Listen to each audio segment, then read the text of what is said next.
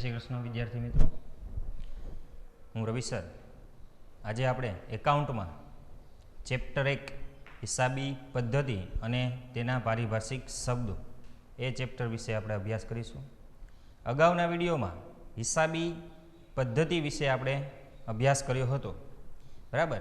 આજે આપણે એ જ ચેપ્ટરની અંદર હિસાબી પદ્ધતિના હેતુઓ વિશે ચર્ચા કરીશું અને ત્યારબાદ હિસાબી પદ્ધતિના ફાયદાઓ એની વિશે આપણે ચર્ચા કરવાની છે. તો સૌપ્રથમ આપણે જોઈએ કે હિસાબી પદ્ધતિના હેતુઓ શું છે. તો અહીંયા તમે જુઓ છો કે 9 હેતુઓ જુદા જુદા તમને આપેલા છે.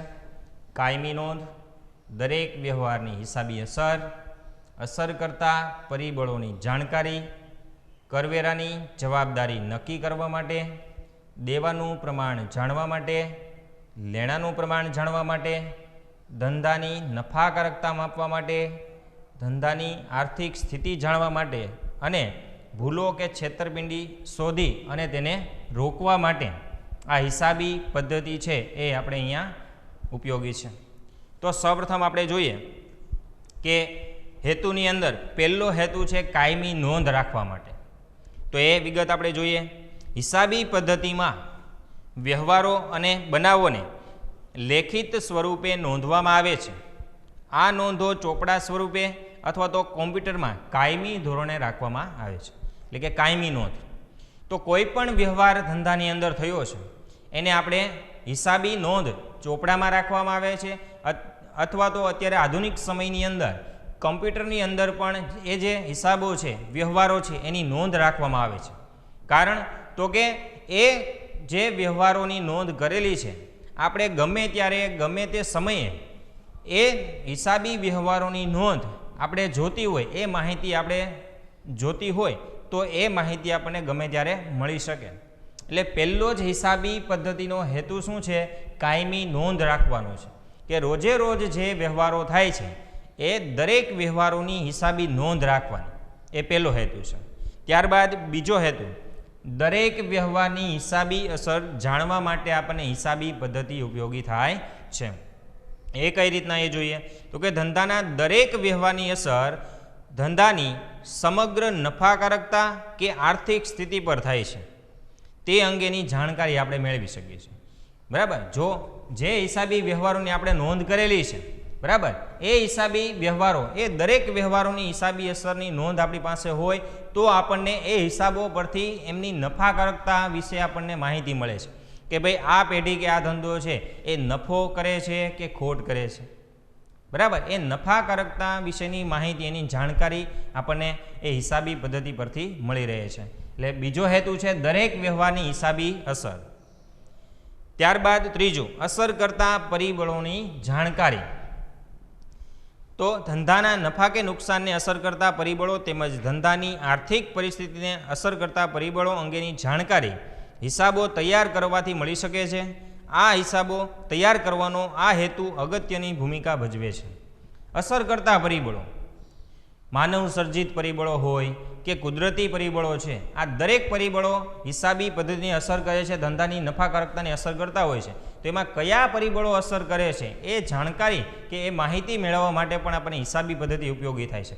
અત્યારે પણ તમે જોઈ શકો છો કે અત્યારે જે આ કોરોનાની મહામારી છે એને લીધે પણ ઘણા ધંધાઓ કે જેમાં આ મહામારી છે એને લીધે એ પરિબળ છે, એ પરિબળને લીધે નફાકારકતાને અસર કરે છે. ધંધા રોજગાર છે એ એની નફાકારકતા છે ઓછી થઈ ગઈ છે, બરાબર. બધા વ્યક્તિઓ જે છે કોરોના મહામારીને લીધે ધંધો કરવો છે પણ એક ડર છે કોરોનાનો કે જેને લીધે ધંધો કરી શકતા નથી અને એની નફાકારકતા, એની આર્થિક સ્થિતિને અસર કરે છે. તો આવા જે પરિબળો છે એ પરિબળોની જાણકારી મેળવવા માટે આપણે હિસાબી પદ્ધતિ છે એ ઉપયોગી થાય છે. એટલા માટે આ જે અસર કરતા પરિબળો છે એની જાણકારી આપણે હિસાબી પદ્ધતિ પરથી આપણે મેળવી શકીએ છીએ. ત્યારબાદ ચોથું, કરવેરાની જવાબદારી નક્કી કરવા માટે. કોઈ પણ કરવેરો આપણે ચૂકવવાનો છે એ કેટલો ચૂકવવા પાત્ર થશે એ નક્કી કરવા માટે, એની કિંમત જે છે એ જાણવા માટે આપણને હિસાબી પદ્ધતિ છે ઉપયોગી થાય છે. સામાન્ય રીતે કરવેરા ભરવાની જવાબદારી તૈયાર કરવામાં આવેલા હિસાબોના આધારે નક્કી થાય છે. તમે જે હિસાબો તૈયાર કર્યા છે એની ઉપરથી નફો નુકસાન આપણને ખ્યાલ આવશે, એની ઉપરથી જે તે કરવેરા છે એ કરવેરાની કિંમત છે એ નક્કી થાય છે. કરવેરાનું પ્રમાણ કર ભરવાની આવકના આધારે નક્કી થાય છે. તેથી હિસાબો તૈયાર કરવાનો હેતુ કરવેરાની જવાબદારી નક્કી કરવાનો પણ છે. તો હિસાબો તૈયાર કરવાનો એ હેતુ પણ છે કે કરવેરાની જવાબદારી કે આપણે કેટલો કરવેરો ચૂકવવા પાત્ર થાય છે એ રકમ જાણવા માટે પણ આપણને હિસાબી પદ્ધતિ છે ઉપયોગી થાય છે.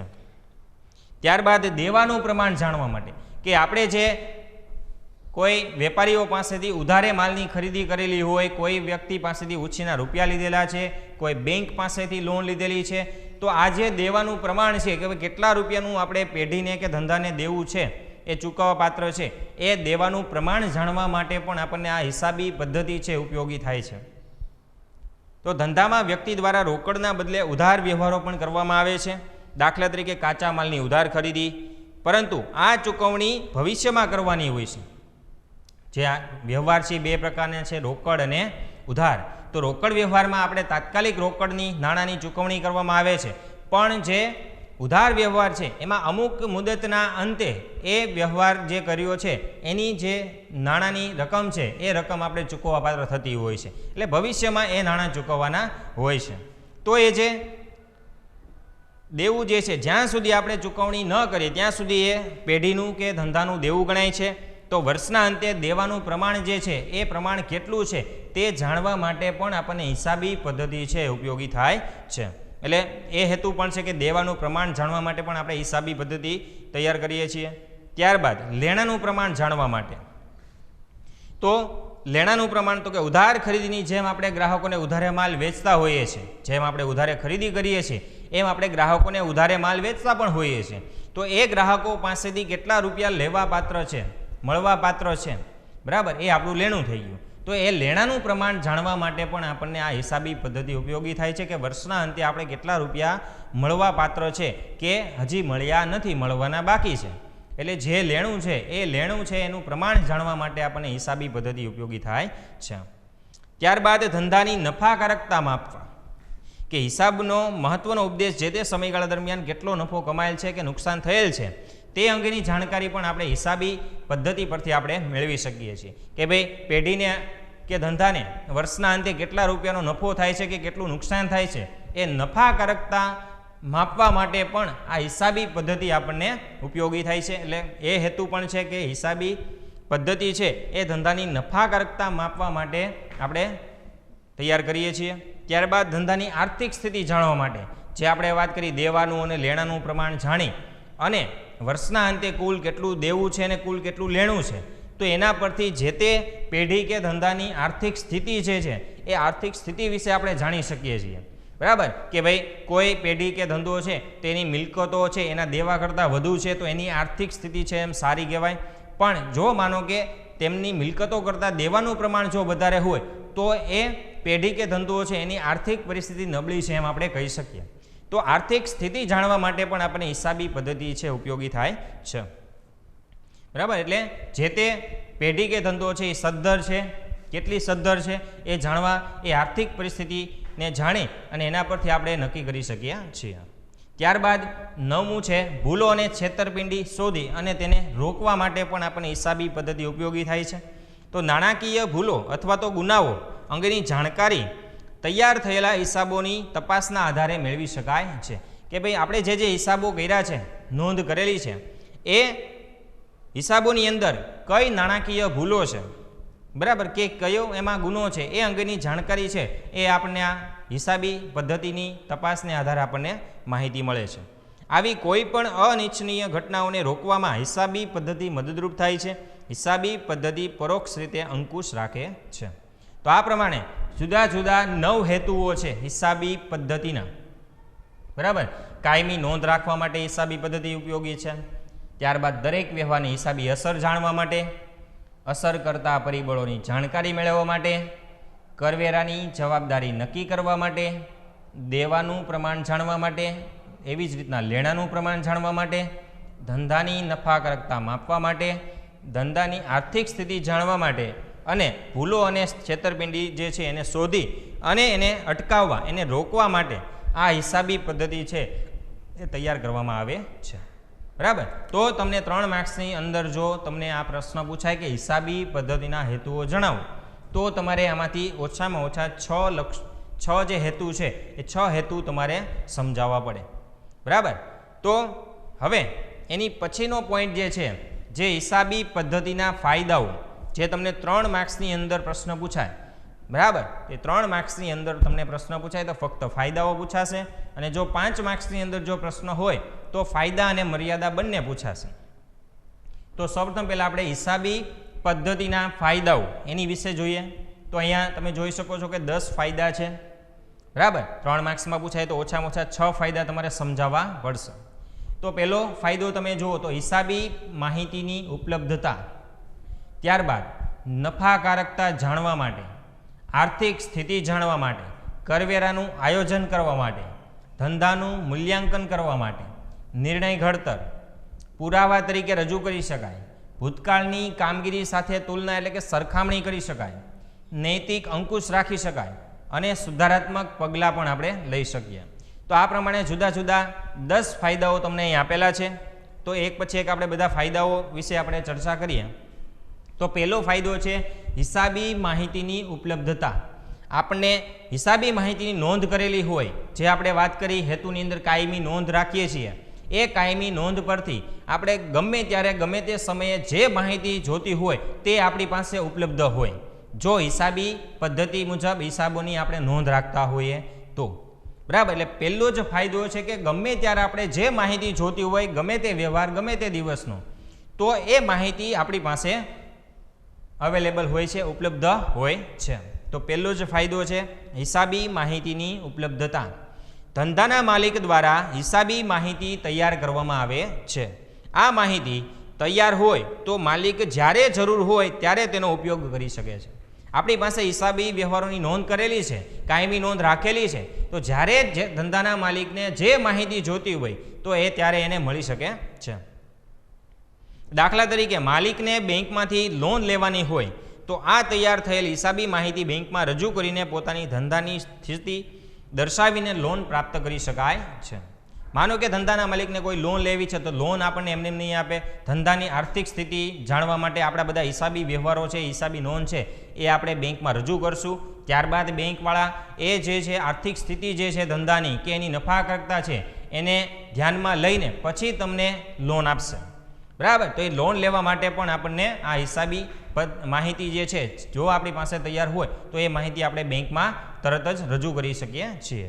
ત્યારબાદ બીજો મુદ્દો છે, બીજો ફાયદો નફાકારકતા જાણવા માટે. તો કે ધંધામાં કેટલો નફો થાય છે કે નુકસાન થયું છે તે અંગેની માહિતી છે, એ માહિતી આપણને આ હિસાબી પદ્ધતિ છે આપણને એ માહિતી પૂરી પાડે છે. તો નફા નુકસાન ખાતા પરથી આપણને આ માહિતી પ્રાપ્ત થતી હોય છે કે ધંધામાં કેટલો નફો થાય છે કે કેટલું નુકસાન થયું છે. એ માહિતી જાણવા માટે પણ આપણને હિસાબી પદ્ધતિ છે એ ઉપયોગી થાય છે. ત્રીજું, આર્થિક સ્થિતિ જાણવા માટે.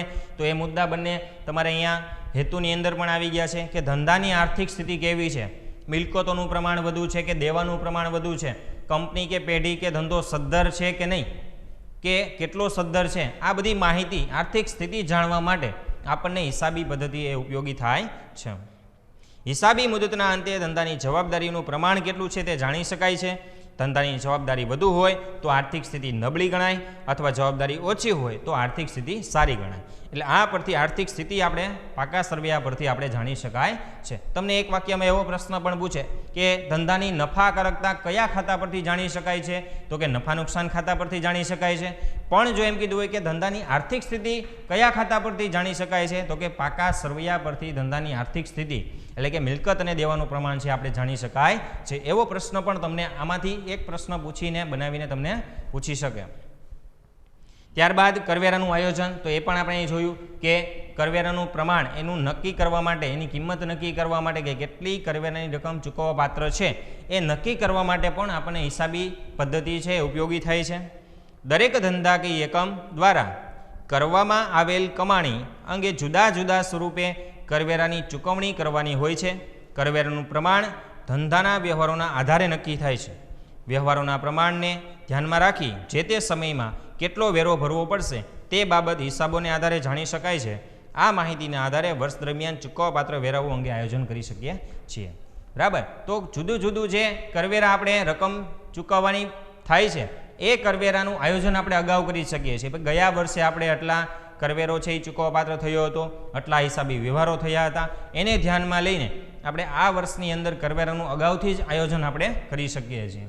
ત્યારબાદ ધંધાનું મૂલ્યાંકન. તો વ્યવહારમાં અમુક વખતે માલિક દ્વારા પોતાના ધંધાનું વેચાણ અન્ય વ્યક્તિને કરવામાં આવતું હોય છે. આ સંજોગોમાં ધંધાની વેચાણ કિંમત કેટલી હોવી જોઈએ? આ વેચાણ કિંમત નક્કી કરવામાં હિસાબી પદ્ધતિ મદદરૂપ થાય છે. ધંધો કેટલો નફાકારક છે, આર્થિક સ્થિતિ કેવી છે તે અંગેની જાણકારી હિસાબી પદ્ધતિ આપે છે. આમ ધંધાના મૂલ્યાંકનમાં હિસાબી પદ્ધતિ આપણને મદદરૂપ થાય છે.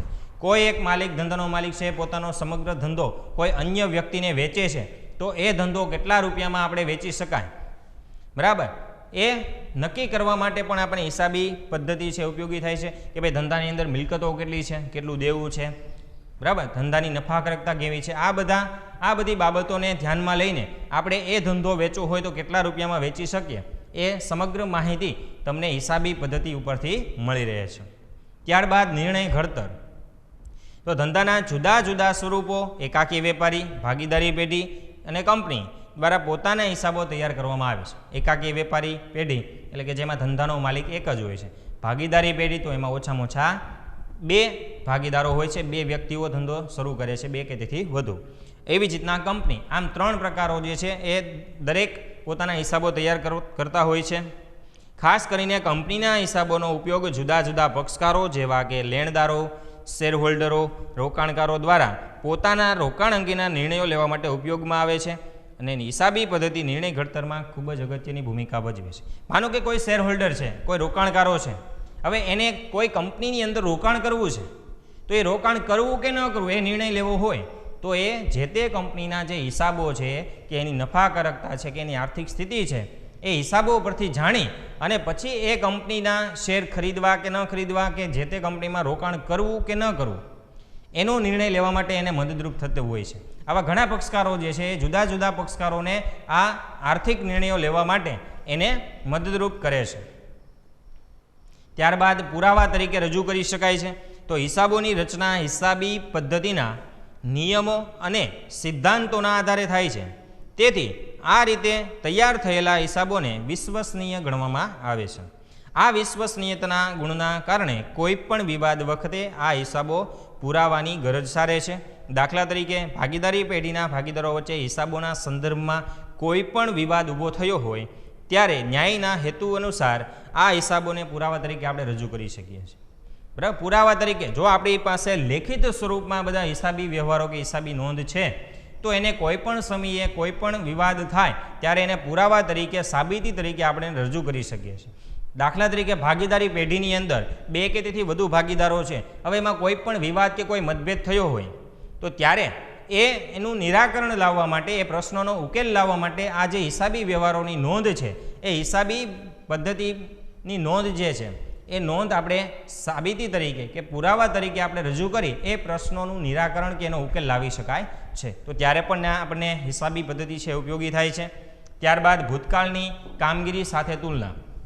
તો આપણે જોઈ શકીએ છીએ કે ગયા વર્ષે ધંધાની નફાકારકતા કેટલી હતી, તેમની મિલકતો કેટલી હતી, તેમનું જવાબદારી એટલે કે દેવું કેટલું હતું, એની આર્થિક સ્થિતિ કેવી હતી, એ ગયા વર્ષની અને આ વર્ષની બંનેની એકસાથે સરખામણી એટલે તુલના કરી શકાય છે.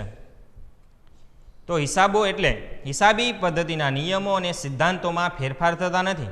આ કારણોસર ધંધાની વર્તમાન કામગીરી એટલે કે નફાકારકતા કે આર્થિક સ્થિતિને ભૂતકાળની કામગીરી સાથે સરખામણી કરીને ધંધાના વિકાસ અંગેની જાણકારી આપણે મેળવી શકાય છે, હાંસલ કરી શકાય છે. ગયા વર્ષ કરતાં આ વર્ષે આપણે ધંધાની નફાકારકતામાં વધારો થાય છે કે ઘટાડો થાય છે, કંપની કે પેઢી કે ધંધો છે એ વિકાસ કરે છે કે નહીં, એની આર્થિક સ્થિતિ સુધરે છે કે નહીં, આ જુદી જુદી બાબતો છે એ તુલના કરી, સરખામણી કરી આપણે મેળવી શકાય છે.